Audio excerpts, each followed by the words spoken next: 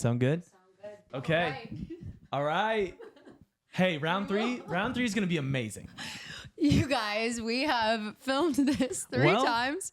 We just did almost half an episode and realized that the audio was not going. The audio was not y'all could going. watch it with no audio. We were really into it. We were having a great time. But you know, third time's the charm. It feels right this time. There's something about the number 3. Perfection, I believe.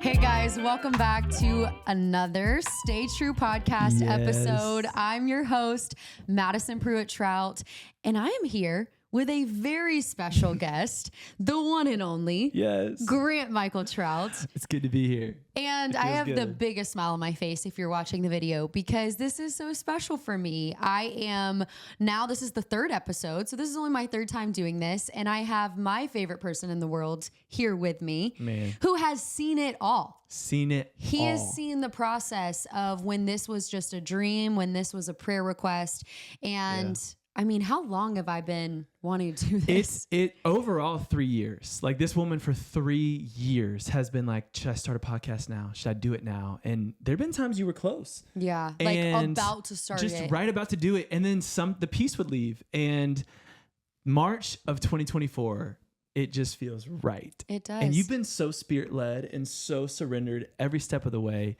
And stay true. This woman was literally painting these letters, sticking them behind us, and we're here. And it feels like this is just the right time. So I'm so happy. Yeah, he comes home. This was a few days ago.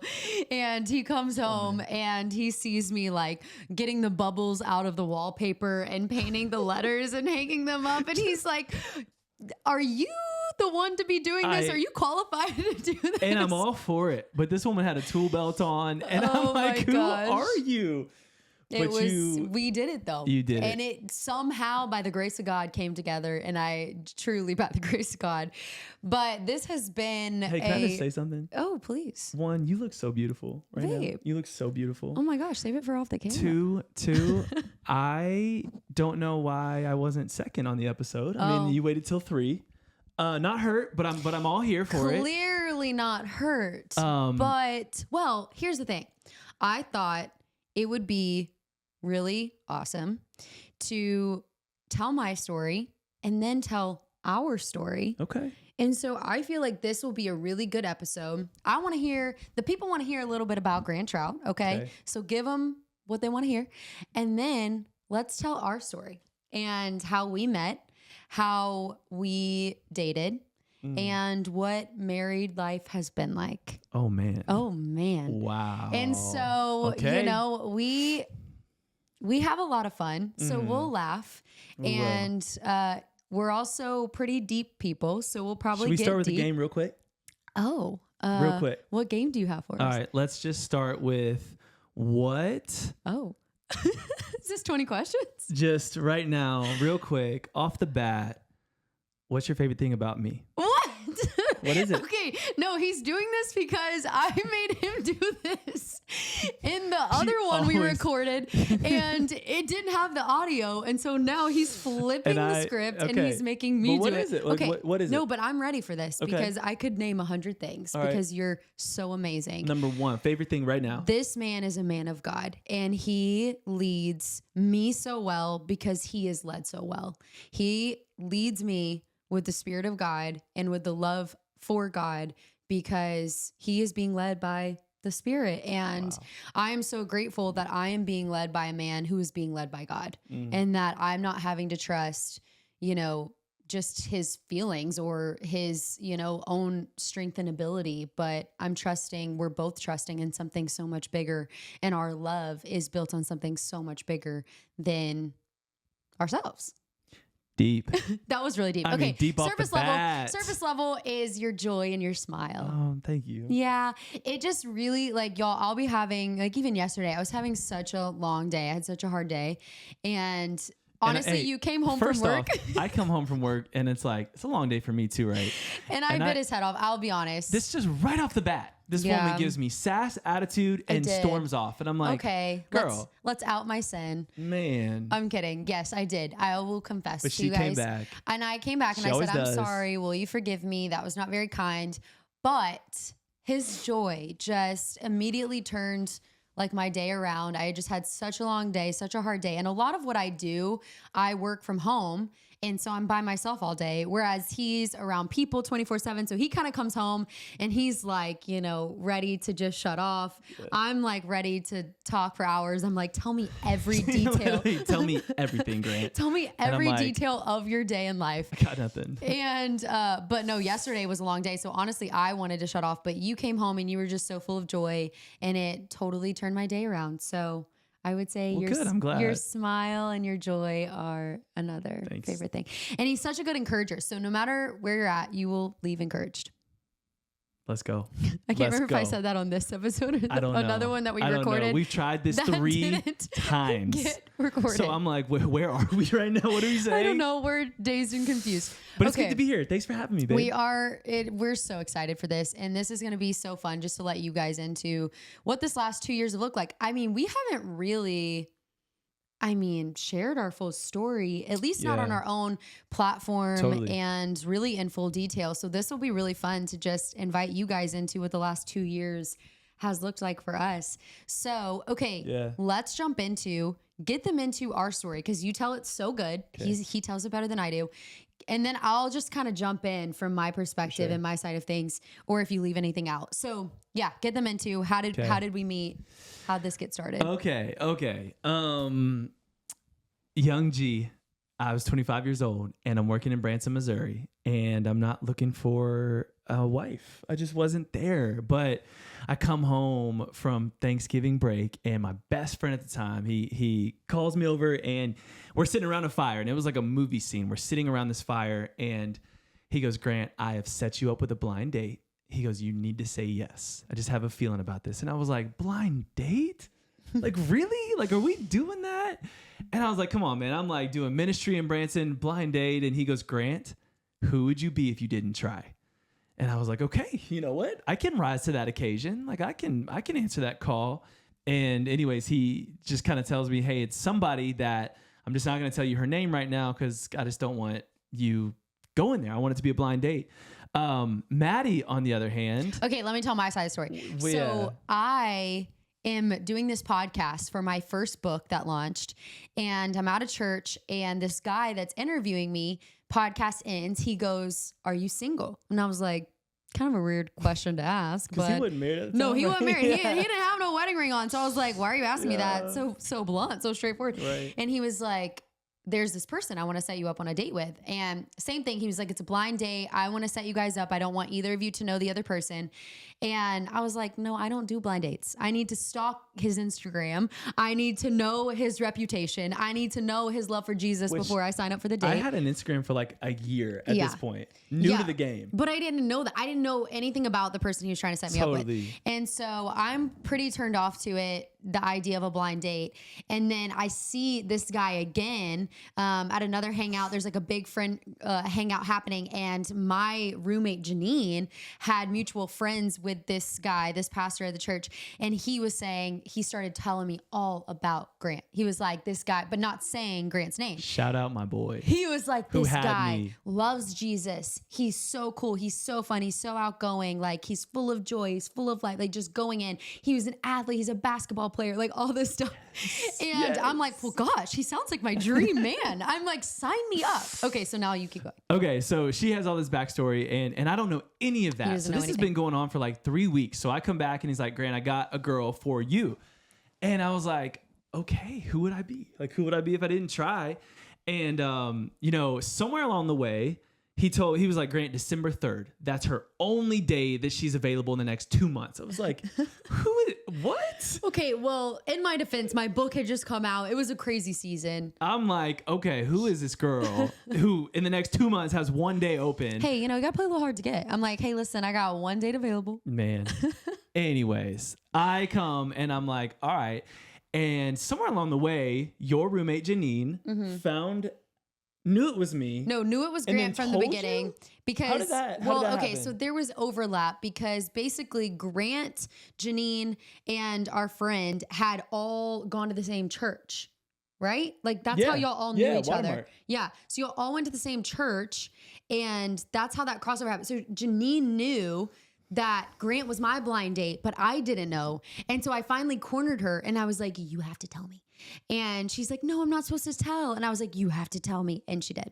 So she can't lie. She's an honest person. And she caved and she gave in and she told me. Janine, why'd you cave? Like, why? Why? And then when I found out, then like we told him and he told you. And then. Yeah. So JD, my friend, told me, he goes, Grant, all right, she knows it's you. So it's this girl, Maddie Pruitt. And I had known this name, not for the reason you guys would know her. I was in a ministry in Dallas, and this unbelievably beautiful woman walks in this thing called the porch, which I'm serving at. And she walks front row, and she's wearing these like Nike Dunks. And I'm like, who, like, what? And who is this? Just like, who are you? And she came with a guy. I remember that. Oh gosh. And I'm like, I don't know who. I don't know who this guy is. By the way, he was a friend. So, anyways, JD was there with me. And he's like, hey, do you want me to do you want to meet her? And I was like, it just didn't feel right. I was like, it didn't feel right. So I was like, no, man, I'm good. I like played it super cool. I was like, nah, I'm good. But I remember her walking out 6 months earlier before this ever happened, and I was like, I'm trying to marry a girl like that. Like, I just knew she loved the Lord, and I knew she like had this style, and I was like, all right, I don't know who this is, but a girl like that is my type. So I hear, he goes, Grant, it's Maddie Pruitt. And I was like, oh, that girl that I saw at the porch. He's like, yes. I was like, all right, let's see. Let me check my schedule. I think I can call her. And oh my gosh. And here's the weird thing. I had not dated since 2015. Yeah. It had been 7 years of the Lord just like getting my heart right. I don't know. I just wasn't ready. And this one felt natural. And so I remember I texted her and I was like, hey, can I call you? This is Grant. I'd love to ask you a question. And she's like, Grant, hey, so good to hear from you. I'm in the Bahamas with my family at a basketball game. Can you call me after the game? It was an Auburn basketball tournament. So we were all in Bahamas for the tournament. And I knew the blind date was coming, but I was like, is this dude gonna like, cause now we had figured out each other. Right. And so now we knew who There's each other tension. were. There's already tension. So I'm like, is he gonna call me? Like, is he gonna text me? And so he finally texted me. I'm in the Bahamas with my family. And he's like, can I call you? Okay. So I'm nervous. All right. Like, I'm really nervous. And my heart it's like beating so fast. And she goes, after the game, call me. And so I'm like refreshing ESPN every second. I'm like, okay, what's the game? What's the score? How are we doing? And all of a sudden the game is wrapping up. And I'm like, oh, I'm about to call her. Boom, goes to overtime. And I was like, you got to be kidding. Yeah. Like, you have to be kidding me. It was a tough game. So I'm watching it. I'm all over it. And second overtime. And I was like, I'm going to lose my mind. He is pacing at this point. Then the game ends. Auburn loses by 2. And I'm like, should I call her? Should I say tomorrow? Like, yeah, it was a tough loss. I wanted her to be in her best mood. And they had lost. And so I was like, you know what? I'm going to go for it. So she's at dinner. And at this point, my heart, I'm full workout. Like, I'm like, I have been beating too hard. Oh my God. Let me call you. She goes, Grant, I'm at dinner. Can we do it later, or do you want me to step out now? And I'm like, step out now. And you remember being like, I was like, oh, like he wants me to call him right now. Yeah, like, he's not okay. He's not messing around right now. Yeah. So right before I called her, I pull out my selfie cam and I just go, hey, Grant, it's your boy G. If this goes well, Maddie, I just want to let you know I'm so nervous right now, but let's see what God has. And just made this whole video. I was just like, man, maybe one day I can show it to her, whatever. We'll save that. We'll save that little bullet right there. And then I call her. And what did you hear? Because all I felt was like shaky voice, nervous. Exactly what you guys are hearing right now. Like, just joyful, like, just sounded confident, life of the party. And I was like, oh, I didn't know what I was expecting, but I was like, oh, he's fun. Like, he's joyful, he's confident. And immediately I was like, it's a yes for me. Like, I'll be there. Like, sign me up. And I was like, that just went so bad. I was like, my voice was shaking. She hates me. Like My voice cracked. She's out. But she said yes. And so December 3rd comes around. Mm-hmm. And at this point, I have like all these athletes in Branson that I'm working with because I'm working at a prep school for basketball kids. And they all know about it. And they're like, bro, you're going on a date with Maddie? And like, I didn't know. Thank God I didn't know. He didn't really, watch The Bachelor. I didn't know anything, truly. And I was like, yeah, dude, but she's going on a date with me. You know who I am? Like, first off, she's going on a date with me. And I got to keep telling I was just building myself up. December 3rd comes around and I drove to your house. Here's the crazy thing. So like we both typically in these moments don't get like super nervous. And I remember driving over to her house and I'm like really nervous. Yeah. And you tell your side. Oh yeah. Like, I'm like with Janine in she was my roommate in our house and I'm like sweating and I'm changing outfits like 4 times. I'm like, Janine, what does this look like? What message does this send? Like, is this like, hey, I'm serious about this, but also like no pressure? Like what message does this send? What message does it send? Is it giving modest, but also cool and vibey? Like that's what we were going for. Right. And so anyways, I'm changing, I'm stressed, I'm pacing, I'm sweating. And I remember right before he got there, we're sitting on a couch and I'm just like talking with her. And I was like, what if this is my husband? Like, this is crazy. And I remember having some pretty wild feelings like that. Like I never got nervous before dates. It felt heavy. Like Yeah. It felt different. The day of felt different. Yeah, totally. So I'm feeling all this and I'm like, she's probably just chilling. And anyways, I walk up to the door and I like Janine later, we saw that she was like filming the whole thing. Yeah, just Janine like under her arm. The whole thing. And we like have some small talk and I'm walking out and I'm still super nervous. And I'm just like, Grant, open her door, open her door, open her door. Forgets to open my door. I totally forget to open her door. So I get in my car. I'm like, and she's just like slowly walking around to get in her. Of course. And I'm like trying to hit the lean over when you're in the car door. And I'm like, Maddie, don't cancel him. He probably forgot. I was like, hey, listen, I forgot to open your door. Anyways, we drive and we go to this just Mexican spot. It's like my favorite spot. It's become our spot. And I remember sitting there and this woman, I've never in my life seen someone with so much passion and care and love for God and just knows, like she knows what she was created to do. And I think there's a lot of times where I'm like, I would drive the conversation. Like I would typically be in control of the conversation. And I remember being like pressed against the wall, like spit, not emotionally or spiritually. Whoa. I remember her words. Funny because he used to say to people all the time. I'm literally saying this thinking, Grant, don't say what you used to say.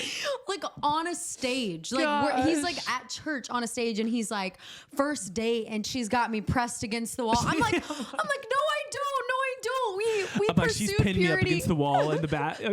What he was trying to say was that my questions and my passion and my confidence made him feel like, whoa, like this girl is like, what do you mean by pressed against the wall? I mean, like you were asking these unbelievable questions where I felt like I was on my heels. Okay, like, that's what it means. Oh, there we go. I'm just surviving. I'm just reacting to this. Yeah. So to reiterate, we did not kiss on our first date. We didn't. There was no being pressed against the wall. We didn't. He just uses that as a language of speech. Okay. But okay, yes. And he's so used to, I mean, you lead every conversation. Like I have now been married to this man for, I don't know, almost a year and a half. And he is very intentional with his questions. He likes to direct the conversation. And so I bet that was a little, like surprising. You're like, wow, this girl is asking me questions and she's killing it. Whatever killing it means, she is thriving. And I'm like literally sweating. I'm taking off my jacket. I don't know if you remember that. I'm like, all right, you good? Ease into it. And we just had the most amazing conversation. And I remember our waiter, who was the homie. He just like, he didn't know how to like butt in the conversation. Like, you know, we were face to face. Yeah. Leaned over on the table. And I remember him be like, hey, what do y'all want to eat? Real quick, like, can I get that in? He didn't even know how to like get a word in because we were just so locked in. You know, when the waiter comes up and you're so in deep conversation. It's just awkward for everybody. He just doesn't know how to. Yeah. And then you're stopping deep convo. You like mid-tear down your face and you're like, oh, never mind. He's like, water, iced tea? I'm like, just some water, man. Put a lime in it. So anyways, what was his name? I don't remember, but if you ever see this dude, like you were a part of something special. Yeah, he was awesome. And I think we prayed together. We may have prayed together. Or maybe we just asked him. I don't remember. I don't know. But it was special. It was a really special first date. Like I remember Grant got up to go to the bathroom and I texted my mom and I was like, I'm in trouble, ... Insinuating that like, oh, this boy's different. Like he's already got a piece of my heart that like nobody else has ever had before. And I knew something felt different about this. And we went there fast. Like you shared your testimony. Yeah. I shared my testimony. We really didn't hold back. Like we shared our God dreams. I mean, this was probably a 2-hour dinner. Yeah, it wasn't anything like crazy, but I just remember like I think we were both at the point where it's like, hey, we're not looking to date just to date, you know? And so we're not just going on a date just to like feel good. And so we were asking those questions right off the bat, like, hey, what do you see for your life? Like, what do you see God has put on your life? What do you want to do? And I remember you just talking about like, hey, I want to build an orphanage. I want to like bring in thousands of kids and give them a family. I want to do this. I want to do that. And I remember in that moment, I was like, man, you know, yeah, she's beautiful on the outside, but the heart that I'm seeing is so beautiful to me. And I was so drawn to it. And Paul talks about like, be equally yoked. And I just saw a woman that was running the same race and same pace that I wanted to run. And it just started to feel natural. I was like, okay, yeah, so tell me about this. Hey, would you pack up everything and move overseas if he asked you to? And it just felt like we were asking these questions like, oh, I think I know where this is going if it stays on this track. Like we didn't have, you know, the weird thing of like, hey, you trying to get married, you know, first date. It wasn't that. It wasn't weird, but we did make it clear, like he said, like we're not just dating to date. When you are dating God's way, let me say that again. When you are dating God's way, you are dating with the end goal being marriage. You are dating with vision in mind. Like you're not just doing it to have fun or to fill your time or to be less lonely. Like you are doing it with the end goal being marriage. And so we knew we weren't just playing games. We knew we weren't just messing around. But at the same time, it was natural. Like it really, it felt like God's peace was in it from the beginning. And so we ended up leaving the date and we get in the car and he's like, I had literally told my friends, I'm not kidding. And this is the weirdest thing, right? This is not like, it wasn't on my list. It wasn't whatever, but I had told my friends, I said, I just want a dude to like look at me and be like, you want to just drive around and listen to music and hang out?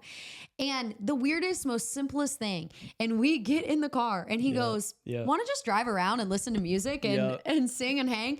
And I'm like, I feel like I just met my husband. Like I have been waiting, as weird as that sounds, I don't know. We had just had the deepest, most amazing conversation all centered around Jesus. And then this was showing me like this side of you and just getting to see us together in an environment where we got to just like have fun and be almost like little kids and just, you know, be free. And so we did. We drove around Dallas. I learned first date, the worst driver ever. I mean, I'm not good, to be honest. He like would go into oncoming traffic. Hit curbs. I'm hitting curbs. She always jokes like for one of our dates, Grant, I'm gonna plan just a driver's ed course when you come home from work. I'm like, hey, I'm gonna plan a really special date, and then I'm like, and I'm gonna surprise you, and it's gonna be another driver's ed. You're gonna learn how to drive. But we had the best time. We did. Like, man, first dates should be light. You know, like I know we were talking serious a little bit, but they should be light and they should be fun. Yeah. And we just like listened to Drizzy Drake clean version and we laughed and we just joked around and we pulled over and we prayed for Drake. We did. Yeah, like it was just a fun time. But yeah, we had a lot of fun. And I remember I came home, I ran into Janine's room, I started crying and I was like, I'm gonna marry that man. I knew from the beginning. And in the sense of what you can know, you know, God didn't give me some type of dream or vision or anything. It was just like, man, I've never ever met someone that loves Jesus more than he loves Jesus. I've never met someone that is as joyful as he is, that is as intentional as he is, that I have that much fun with, but also feel like I can be fully myself and have gospel conversation with someone that can make me better and call me higher. Like I saw all of that in just the short few hours of our first date. And I'm so thankful for that. But yeah, I told Janine, I was like, I'm going to marry that man. I knew. It's crazy. It's really wild.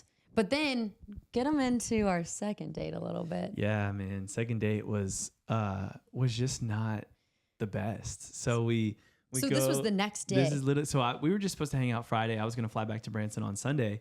And it went so good that I was like, let's hang out Saturday. Like, what are you doing? And so we go to a Mavs game. He's interested. And it's just like, I was really struggling with anxiety at the time. And so midway through this game, I just get hit with this wave of anxiety. And in this time, like when that would hit me, I would just completely start to spiral and shut down. And I remember we left the game and we went to get some food afterwards. And I'm just sitting at that table. Like he's not speaking. I'm like not talking to her. So like what I saw the day before was this intentional, this outgoing, this question asking, joyful person. And now sitting across the table, like just shut down. Yeah. And so I'm like, oh, he's not interested. Like he doesn't like me. He's done. And in my head, I'm like, she's so done with this. Like I'm like struggling to just like stay in it. Like both of us so in our heads. Yes. And so we go home that night and we both just like, we didn't know what to think. Yeah. It was like, okay, see ya. I'll text. Yeah. I don't even know what. Yeah. And it was date 2. So like there was a part of me that's like, okay, I mean, it's not the end of the world if this doesn't work out. But what was confusing to me was I felt such peace and clarity the day before that like, I think this man is my husband. And so it felt a little bit like, whoa, did I misread something? Am I confused? Am I good? And I'm at this crossroads where everything in my heart is like, okay, Grant, protect yourself. Before she texts you and says, hey, had a great time these 2 days, probably not going to work. So great to meet you. Like I was so ready for that. And I was like, okay, Grant, you do it. Just do it. You don't want to feel rejection. Like you do it first and you can tell everybody it was on your terms. And so literally I'm up at 2 a.m. that night, Saturday night, thinking, all right, I'm just going to text her. Hey, so good to be with you. It's probably not it. And I just all out of protection. And something in me that night was like, Grant, this is worth fighting for. And 3 a.m., I changed my flight from Sunday morning to Sunday afternoon.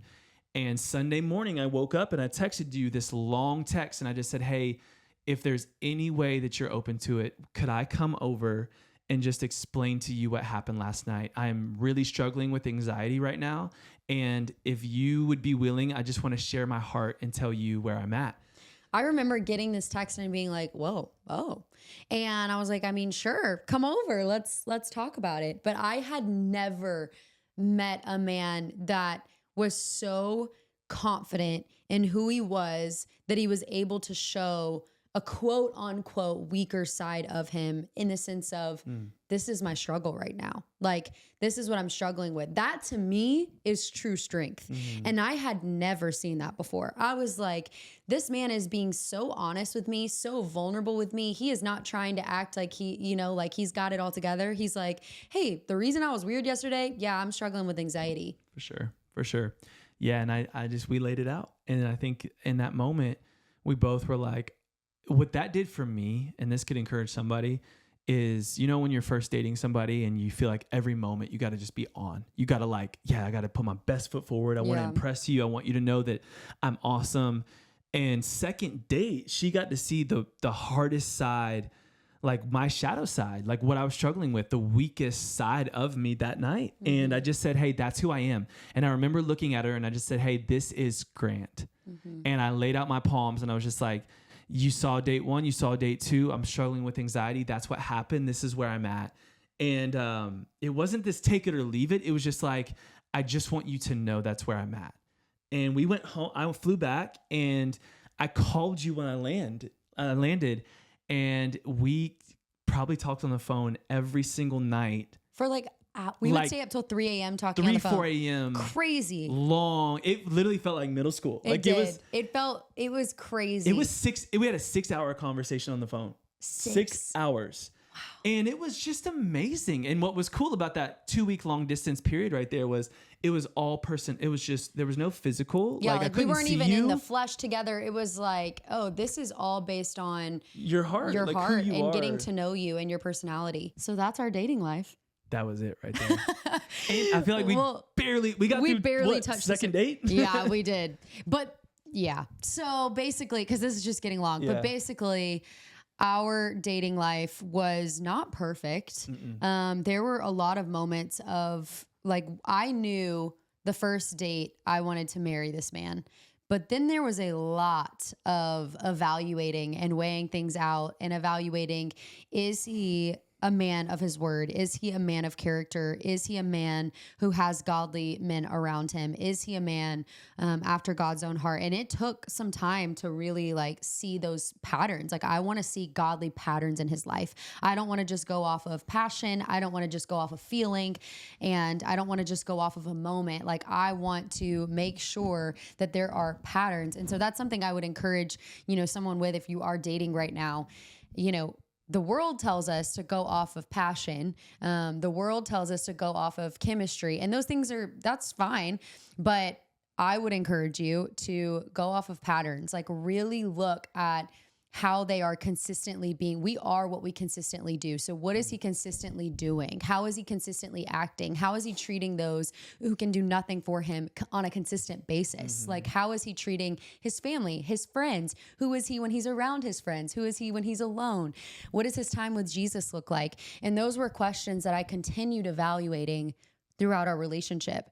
And I would say same for you. And I know, social media and kind of my whole world, and with being a girl who was known for being on a reality TV show that was dating another person, that was like a little weird. Totally. I feel like, for you, and would be for anyone. And so maybe just get into that a little bit. What was, your perspective throughout kind of our dating experience, maybe towards the end, and what was that shift maybe for you of when you knew like I was the one you wanted to marry? For sure. My heart was so drawn to you, but everything that came with your life was just like, okay, whoa, this is unique. I have never felt like I've just got an Instagram. I didn't know anything. I didn't post stuff. And so you come along. And I remember just being like, okay, Lord, like I didn't necessarily envision this in my spouse.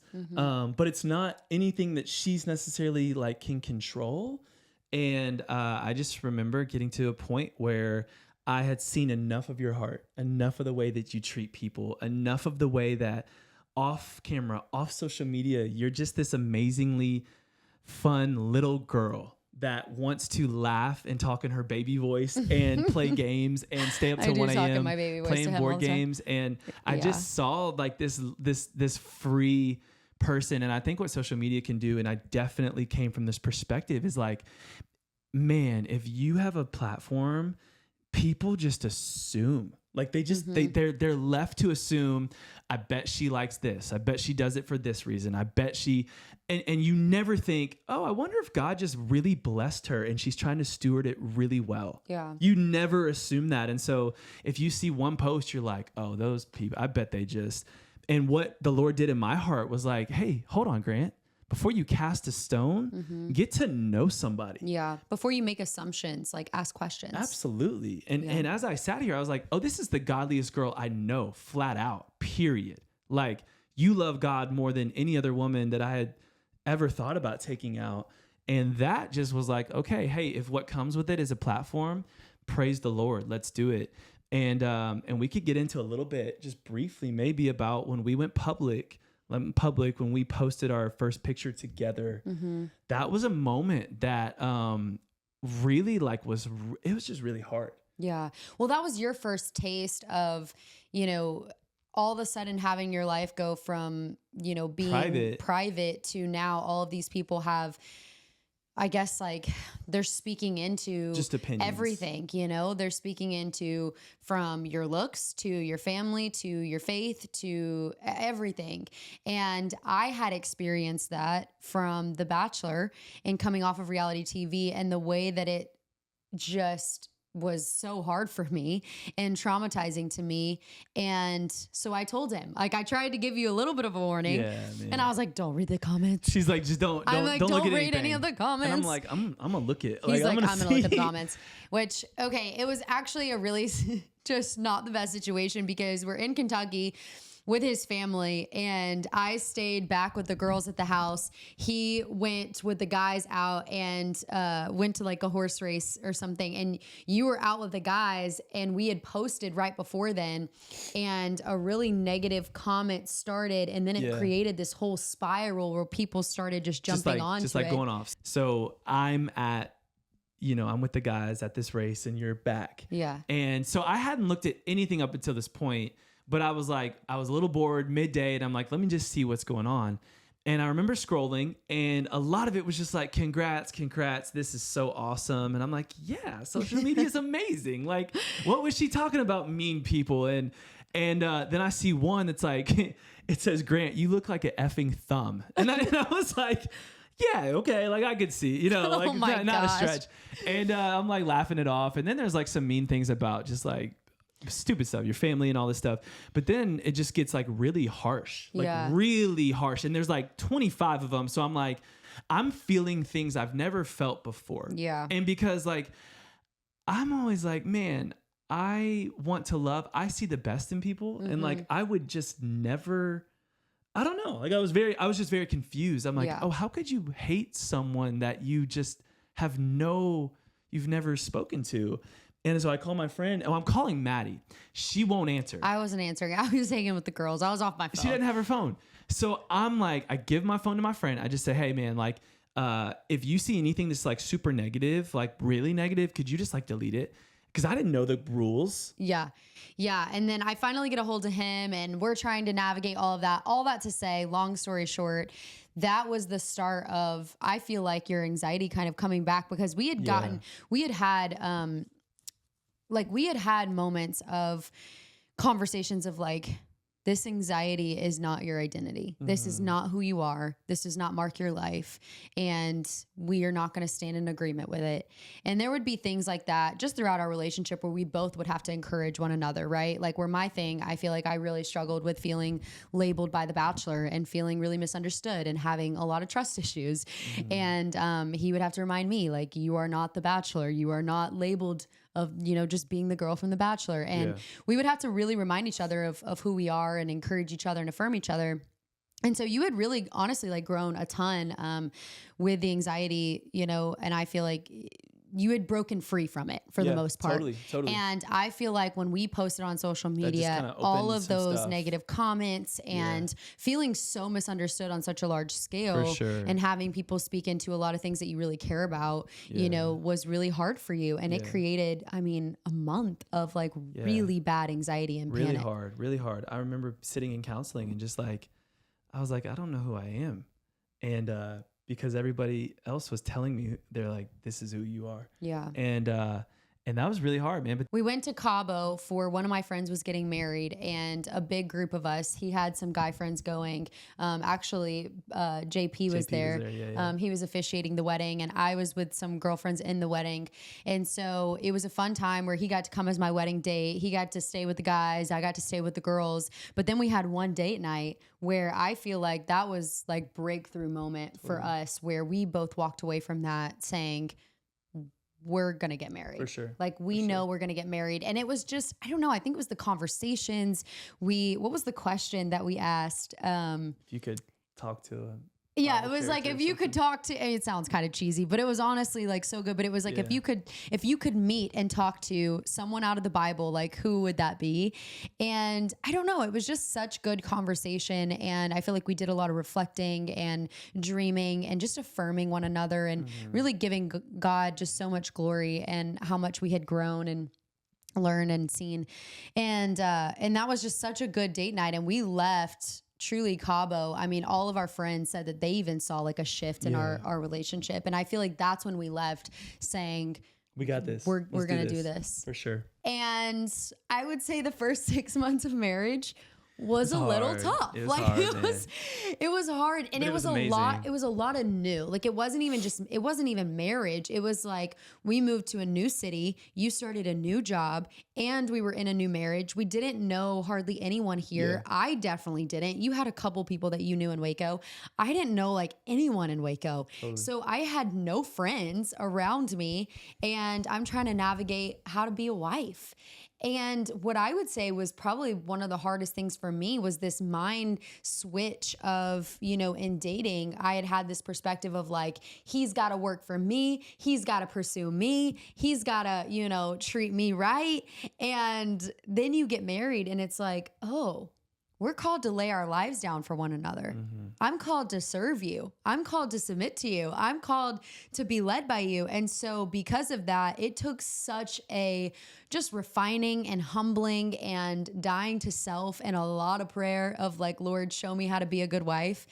And I feel like it took a minute for me to even get used to that much of a like different mind switch. Like people think you get married and you're like, I do. And then all of a sudden, you're great. You know how to be a husband and wife. And it's like, no, you kind of have to you got to learn. Man, you got to learn. And we both were just like, how do we be selfless? Like, how do we be selfless? We thought we were selfless in dating. Yeah. Thought we were selfless in engagement. And it was a whole new ball game. Man. And in the midst of that, though, we became so close. We were best friends, though. We had so much fun all together. we had was each other. So it was Yeah. like, big fight. All right, let's go to dinner. We have no one to go to dinner with.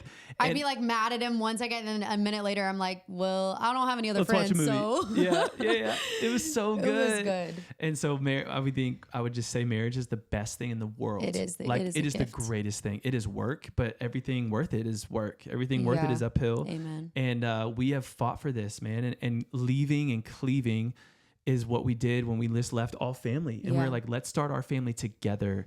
And we're encouraging all of our friends right now that are looking to get married. We're like, dude, year and a half, 2 years, get out. Yeah, go leave and cleave. Become one. Yeah. Because when you become one without friends, without family, it just forges something so special. And so this foundation that we've laid here in Waco is one that we're going to lean upon for the rest of our marriage. And we started in very healthy ways of dealing with things head on, communicating early, often, learning how to deal with each other when we don't feel good.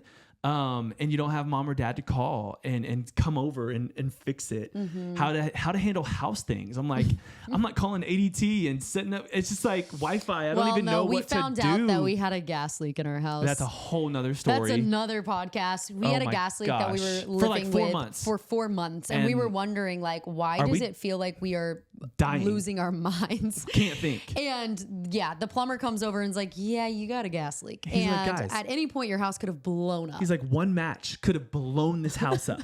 I'm like, we lit candles all the time. Perfect. We clearly have never had a house on our own before. No, learning a lot. And did not know what we were doing. I mean, we were calling people. We were like, how do we change the filter in the refrigerator? Man. Like we didn't know nothing. I mean, we didn't take no class that told us how to do these home things. And so we are learning marriage. We're learning home management and having a home. We're learning a new city. We're navigating a new job, new friendships. It was a lot of new. And I would say truly, I mean, we spoke to this at the beginning of the podcast, but what, changed the game for us was prayer. And I feel like that 6-month mark was when we really crossed over. And I think, at least for me, what really shifted was, just praying for an unoffended spirit. I think I was very easily offended by the smallest of things.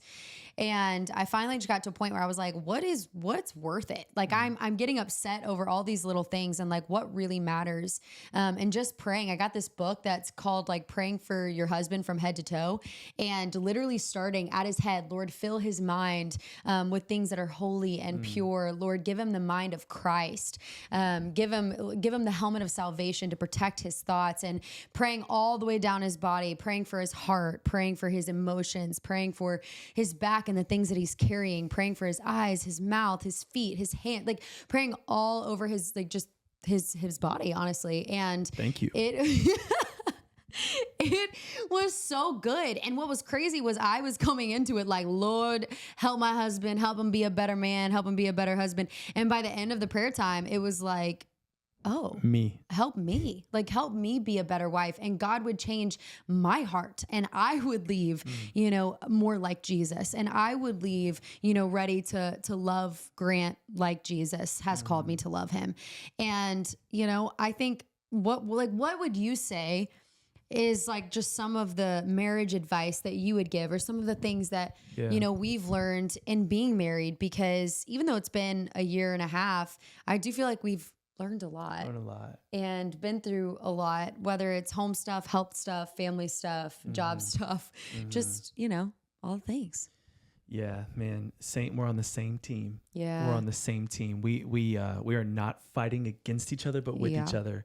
And we've learned how to fight for each other. And so we both have had weak moments, weak seasons, hard seasons, where it feels like God has strengthened the other spouse to be able to be there for each other during those times. Yeah. And that's been an amazing thing. I think we've learned how to walk in humility towards one another. Not trying to be right, but to just be like lift the other one up. That's been really special. I think just so many things on learning how to communicate properly. Like your tongue really matters. Yeah, your words. What you say, like you speak life or death over the other, that really matters. Yeah, the Bible says that life and death is in the power of the tongue. And so what you say really matters. Your words are powerful, and what you say over your spouse, what you say about your spouse, what you say about yourself, like it is really, really important that we are careful with our words. And we realized that early on. I think we were quick to just be reactive instead of responsive. And instead of taking time to filter things through the word of God and through prayer, we would just react out of emotion. And what we realized was, like we can't take words back. And now we've said these things that were really hurtful when that's not actually what we want. Like at the end of the day, we want to be united. We want our relationship to be strong. We want our relationship to be godly. But because of these moments of fear or anger or insecurity, we would react a certain way and then we couldn't take it back. And so, but I would say what I've learned too is just the power of forgiveness. Like you are so good at, like, he really is the best, and he has helped me grow in this area so much. But if we get in a disagreement, and he does something, like says something or rolls his eyes or tries to walk away or does something that hurts me, he will come to me and he will say, that was wrong. I'm sorry. And then he'll name what he did. And then he says, will you forgive me? And there will be moments where, maybe I even was like the worst one in the fight, and he'll come and say, will you forgive me? And I'm like, yes, I will forgive you. And he's like, and do you have anything to add? And I'm like, nope, that's it. Thank you. Have a good day. Totally. But I've seen like it totally, when he says that, like it breaks down all the walls. Like it just totally invites the Lord into that moment. And it's no longer me versus you, but it reminds the both of us that we are on the same team and that we're in this together. I think that is so important. And another thing I would add, and we were speaking of this recently, but I would say you love your spouse the best when you love God the most. Yeah, 100%. And I would say you can apply that to any relationship. You love other people the best when you love God the most. The most important relationship in your life is your relationship with God. And when that is strong and healthy, only then and from there can you begin to have healthy and strong relationships with other people. Because we've decided before we even said yes, before we even said I do, Jesus is the foundation of our relationship. Yeah. Like we want our life to reflect Jesus. We want to push each other to know Jesus more. And we want to spend our life making a difference for Jesus and making him known to the world around us.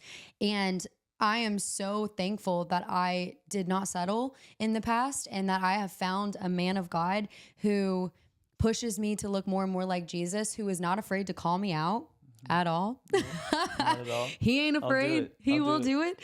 And who prays for me and who shows me what it looks like to love Jesus. Like there's sometimes moments where not even with your words, but just with your actions, like you inspire me to love Jesus more. And it is so important. Like that's my encouragement. Like do not settle. Find someone who acts like Jesus, who follows Jesus, who loves Jesus, and who will help you love Jesus more. And like when you follow Jesus, everything else will take care of itself. Yeah. Everything else will fall into line. You don't have to have it all figured out. We are definitely not perfect. We have struggles all the time. So true. But when you just submit and surrender to the life of Jesus, it will all work out. And God has you.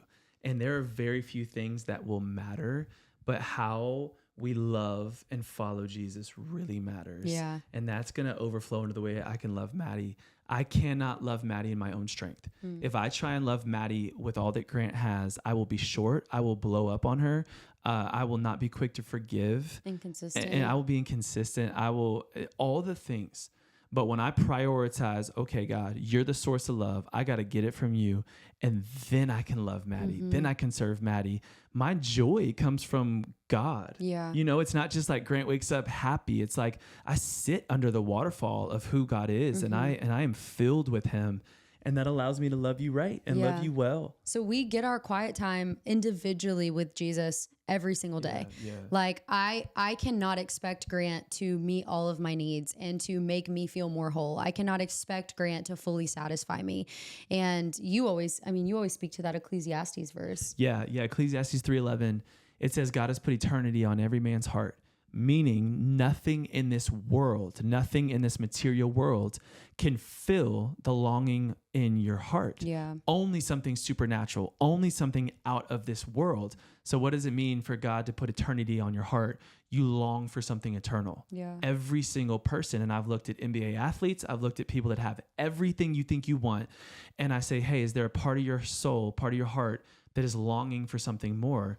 And every single time they'll look at me and they'll be like, yeah, like this ain't it. Yeah. And it's because you were never created to be satisfied by something in this world. When it comes to relationships, there is nothing that she can be in her greatest self that will complete or satisfy the longing in my heart. It has to be something eternal. Yeah. She can come alongside and complement and be amazing. Addition. But if I try and find identity, value, or purpose in my spouse, it won't happen. Yeah. It won't be good. I find that in God alone. Yeah. No, I think that's so important because I do think we can have that thought that when we get married, we will feel more confident, more purposeful, and in a way, maybe because that person does add value to your life when it's the right person, when it's a godly person.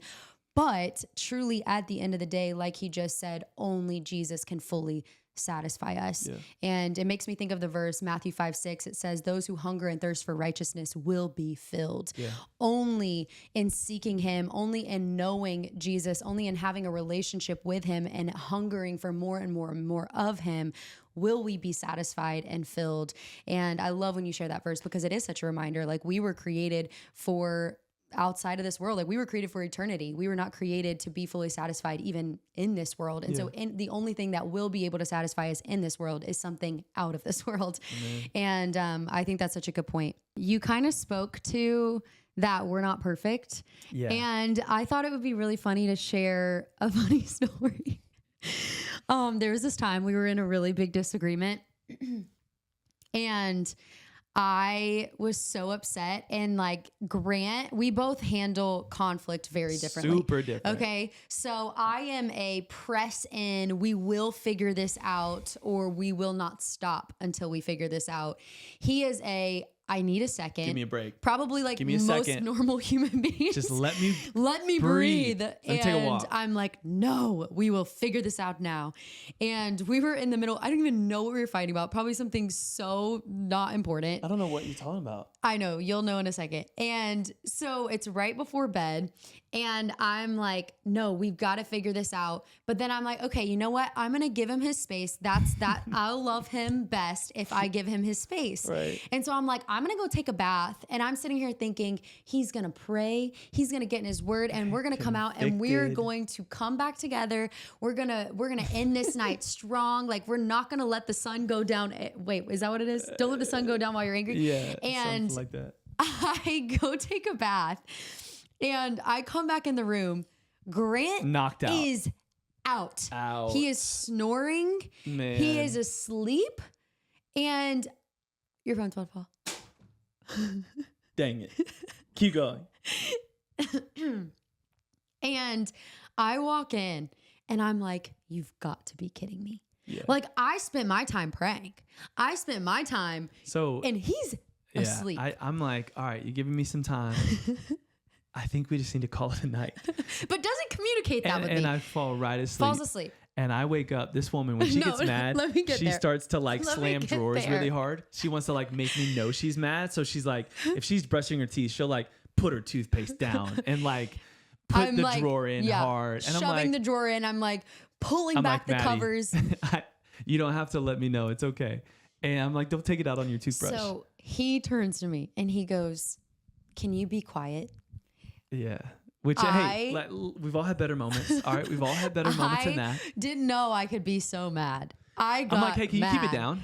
He's like, can you be quiet? Oh, man. And that was loses that was just her the worst mind. That was the worst way you could respond. She walks away and comes back. And I'm facing this way. And she pulls the pillow from under my head. Like aggressively pulls the pillow. This was a low moment for me. And I'm like, I hit my... I pull the pillow out. She rips the covers I rip the covers back. I turn the lights on and I'm like, how dare you fall asleep? We will talk about this. Oh my and he's looking at me like, I have married a psycho woman. Oh, man.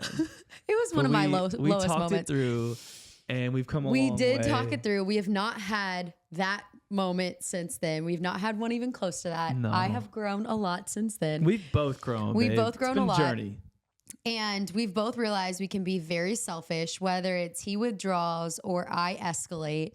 We can both be very selfish and self-focused in our communication and conflict style. And so we have to work really hard to be like, okay, I'm going to humble myself. I'm going to be more considerate of you. And I'm going to look at how I can serve you and come towards you. And when you both have that mindset, like you're just coming towards each other. Yeah. And so, hopefully this was encouraging. I feel like we were all over the place. We were all over the place. But it was good. It was we shared our story. And I do want him to come back on the podcast and share more of his story and more of his testimony, because you have a really powerful story and God has really brought you through a lot. And I really want everyone to hear that. And so I'm excited for you to come back on and share your story and us to talk more stuff. It was good to be with you, baby. But this was fun. It was good to be here. I feel even closer. I feel like it was a little bit like therapy, you know? It was a good time. I am proud of you, and I can't wait to see what God does with this podcast. I'm proud of you. I'm by your side. I'm proud to be yours. I'm cheering you on. I dedicated my book to him, my last book, The Love Everybody Wants, to him. And one line that I said in there was just like, I'm proud of you and I'm proud to be yours. And I truly stand by that. Like, the longer I'm married to you, the more love I have for you, and just the more I see your heart and your love for Jesus, and it inspires me every day.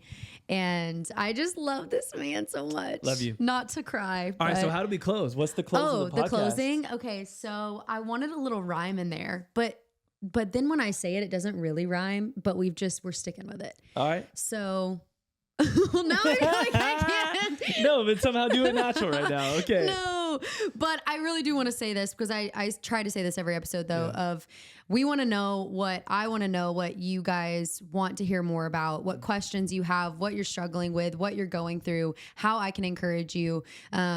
Because I believe that there are a lot of confusing messages out there. There's a lot of mixed messaging out there, and life can be overwhelming and confusing.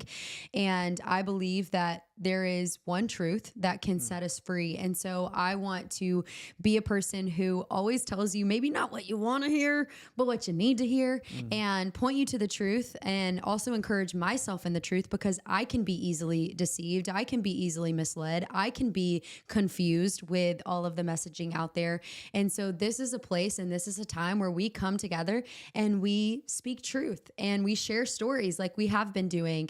But it always comes back to the truth. And so I want to hear what you're going through and what's going on in your life, and how I can encourage you, be praying for you, and speak some truth. So I'm excited for the next episode, but this was really fun. Thanks for coming on. Thank you. You are the best guest that I could possibly have. And we love you guys so much. And as always, stay true. I love you. Stay true.